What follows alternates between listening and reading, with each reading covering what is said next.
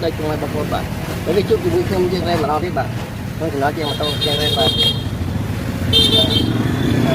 ជាប្រភេទម៉ូតូ Vespa ដែលជាម៉ូតូកម្រដែលប្រើនៅក្នុងប្រទេសជប៉ុនបាទជាបច្ចេកវិទ្យារបស់ប្រទេសអ៊ីតាលីបាទដែលមកដល់កម្ពុជាយើងបាទហើយ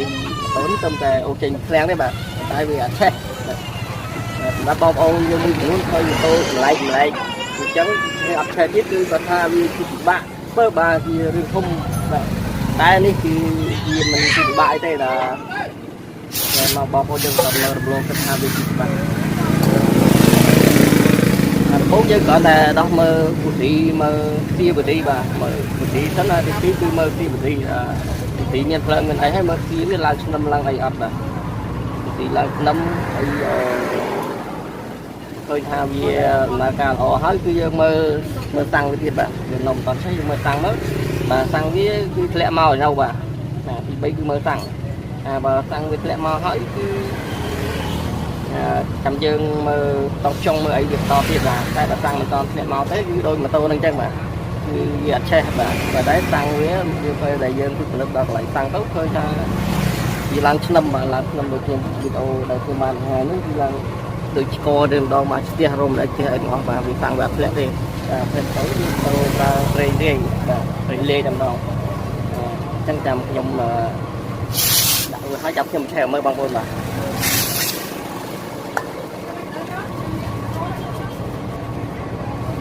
នេះបោសាំងបាទបោសាំង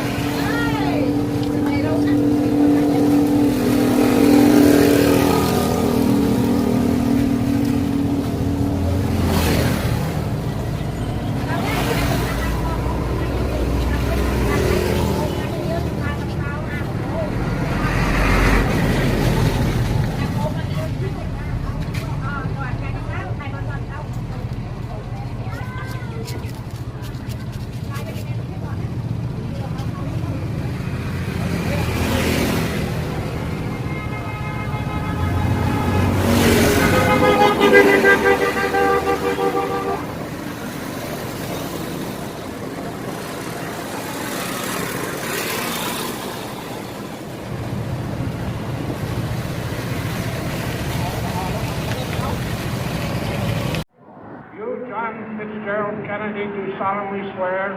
I, John Fitzgerald Kennedy, do solemnly swear. That you will faithfully execute the office of President of the United States. That I will faithfully execute the office of President of the United States. And will, to the best of your ability. And will, to the best of my ability. Preserve, protect, and defend the Constitution of the United States. Preserve, protect, and defend the Constitution of the United States. So help you God. So help me God.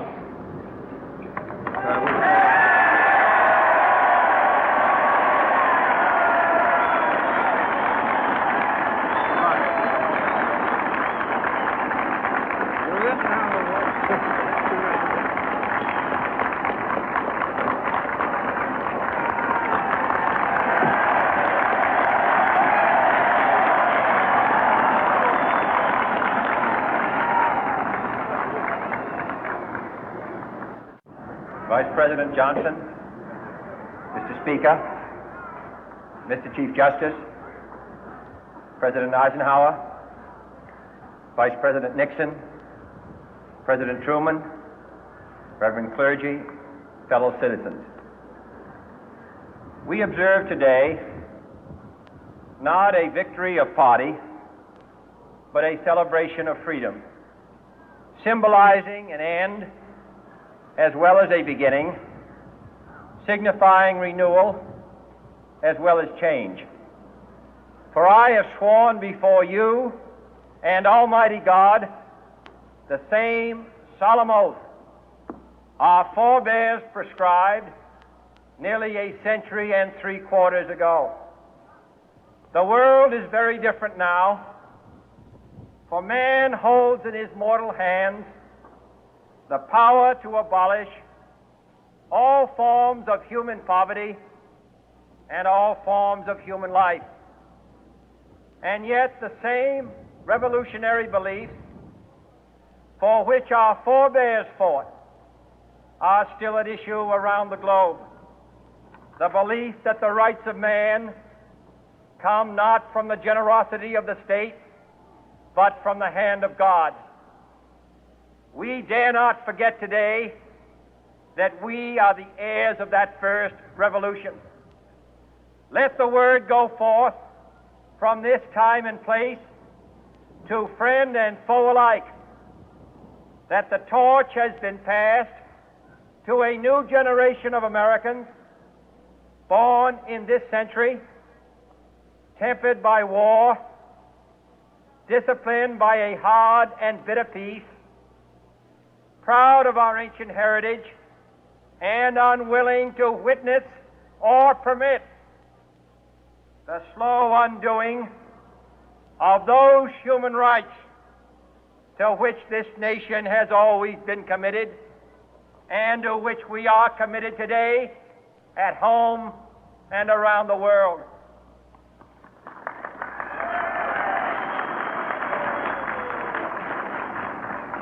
Let every nation know, whether it wishes us well or ill, that we shall pay any price, bear any burden, meet any hardship, support any friend,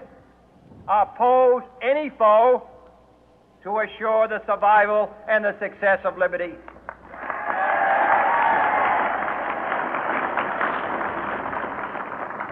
This much we pledge and more. To those old allies whose cultural and spiritual origins we share, we pledge the loyalty of faithful friends. United, there is little we cannot do in a host of cooperative ventures. Divided, there is little we can do, for we dare not meet a powerful challenge at odds and split asunder. To those new states whom we welcome to the ranks of the free, we pledge our word that one form of colonial control shall not have passed away merely to be replaced by a far more iron tyranny. We shall not always expect to find them supporting our view, but we shall always hope to find them strongly supporting their own freedom, and to remember that in the past, those who foolishly sought power by riding the back of the tiger ended up inside.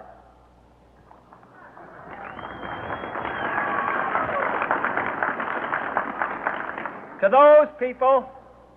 in the huts and villages of half the globe struggling to break the bonds of mass misery, we pledge our best efforts to help them help themselves for whatever period is required, not because the communists may be doing it, not because we seek their votes, but because it is right. If a free society cannot help the many who are poor, it cannot save the few who are rich.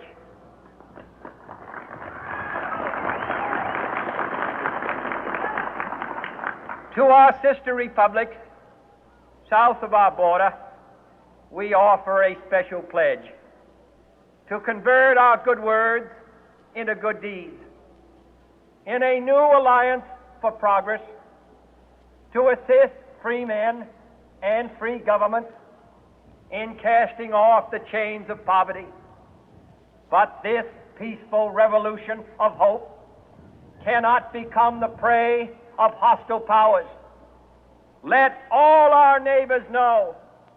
that we shall join with them to oppose aggression or subversion anywhere in the Americas. And let every other power know that this hemisphere intends to remain the master of its own house.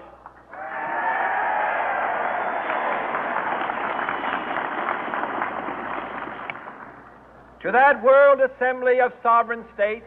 the United Nations, our last best hope, in an age where the instruments of war have far outpaced the instruments of peace, we renew our pledge of support to prevent it from becoming merely a forum for invective,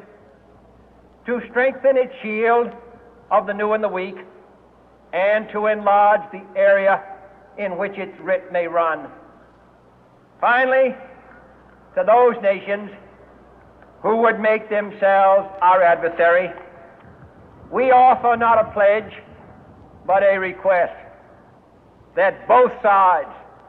begin anew the quest for peace. Before the dark powers of destruction, unleashed by science, engulf all humanity in planned or accidental self-destruction, we dare not tempt them with weakness, for only when our arms are sufficient beyond doubt can we be certain beyond doubt that they will never be employed. But neither can two great and powerful groups of nations take comfort from our present course, both sides overburdened by the cost of modern weapons, both rightly alarmed by the steady spread of the deadly atom, yet both racing to alter that uncertain balance of terror that stays the hand of mankind's final war. So let us begin anew, remembering on both sides that civility is not a sign of weakness, and sincerity is always subject to proof. Let us never negotiate out of fear, but let us never fear to negotiate.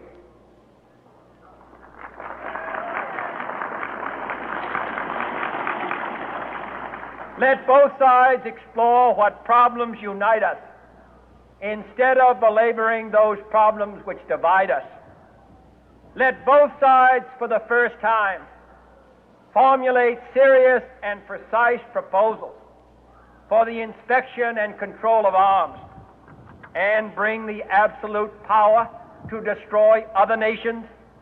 under the absolute control of all nations.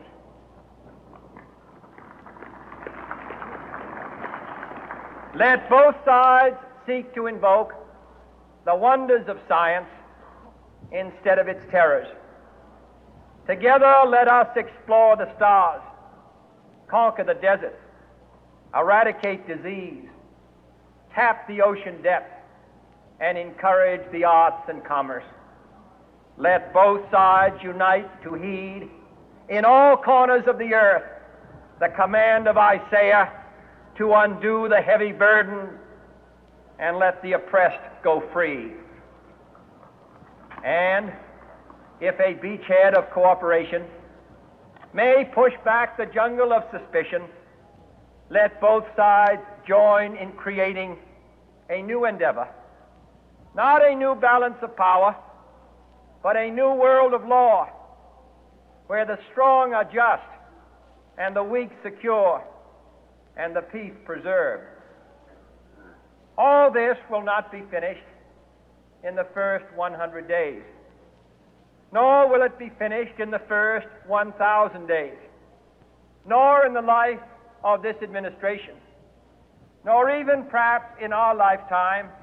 on this planet. But let us begin.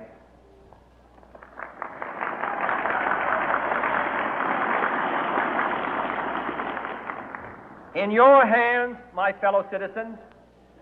more than mine, will rest the final success or failure of our course. Since this country was founded, each generation of Americans has been summoned to give testimony to its national loyalty. The graves of young Americans who answered the call to service surround the globe. Now the trumpet summons us again, not as a call to bear arms, though arms we need, not as a call to battle, though in battle we are, but a call to bear the burden of a long twilight struggle, year in and year out, rejoicing in hope, patient in tribulation, a struggle against the common enemies of man, tyranny, poverty, disease, and war itself. Can we forge against these enemies a grand and global alliance, north and south, east and west, that can assure a more fruitful life for all mankind? Will you join in that historic effort?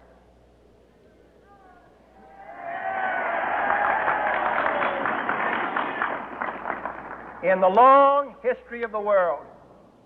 only a few generations have been granted the role of defending freedom in its hour of maximum danger. I do not shrink from this responsibility. I welcome it.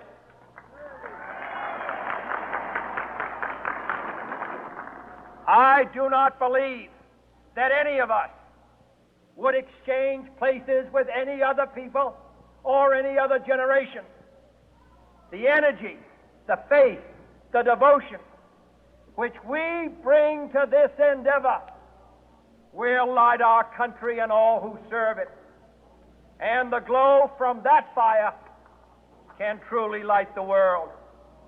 And so, my fellow Americans, ask not what your country can do for you. Ask what you can do for your country.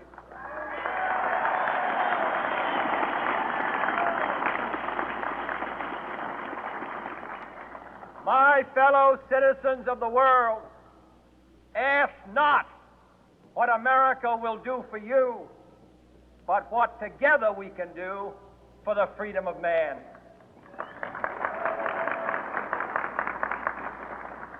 Finally, whether you are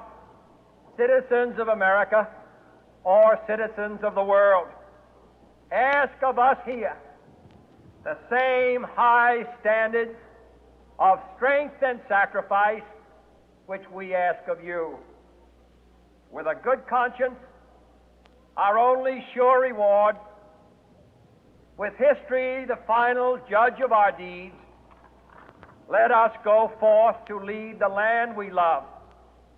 asking His blessing and His help, but knowing that here on earth, God's work must truly be our own.